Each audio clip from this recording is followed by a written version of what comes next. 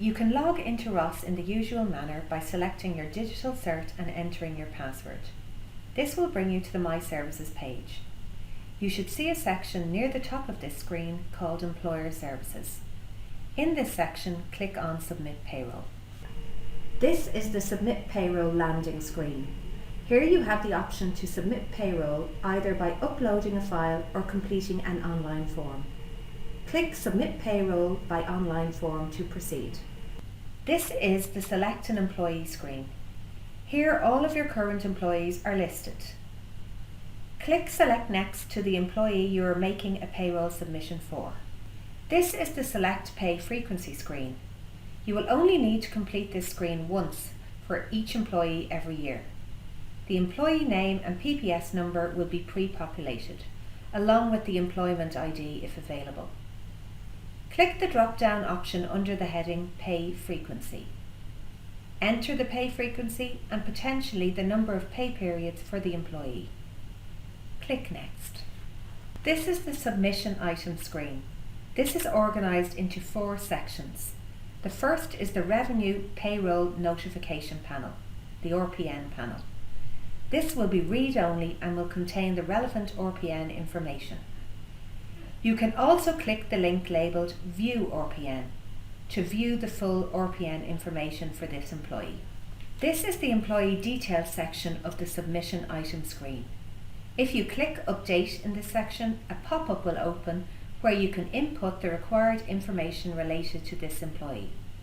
Some of the information is pre-populated from the RPN and is not available to edit. Any information missing from the RPN can be input here. This is the Pay and Deductions section of the Submission Item screen. When you click Update in this section, a pop-up will open where you can input the required pay information for this employee for this submission. Some of the fields are mandatory, such as pay date.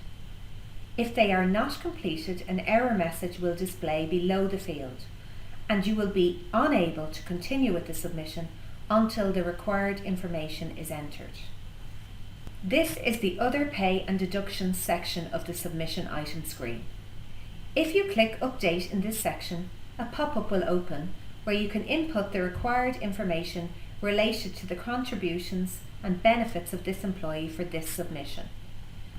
None of these fields are mandatory for the submission, but should be entered if relevant.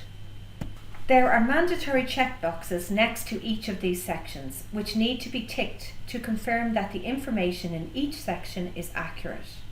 Once this is complete, you can then save the submission. This is the Submission Items Review screen. Here you have the option to amend or delete the item you have just created. The Add Employee link will return you to Select Employee screen, where you can add pay details for another employee. When you have added details for all employees, you can click the Submit Payroll button. You are brought to the Sign and Submit screen, where you are asked to confirm your password again before you can proceed. This is the Acknowledgement screen. You will be automatically assigned a payroll run reference and a submission ID. These should be kept for your records. There are 3 buttons on screen. One is a quick link back to the Ross homepage. One is a print screen button, which will present the acknowledgement screen in a print-friendly format should you wish to print for your records. And finally, there is a View Payroll Run button, which brings you to the View Payroll screens where you can view more details on your submission.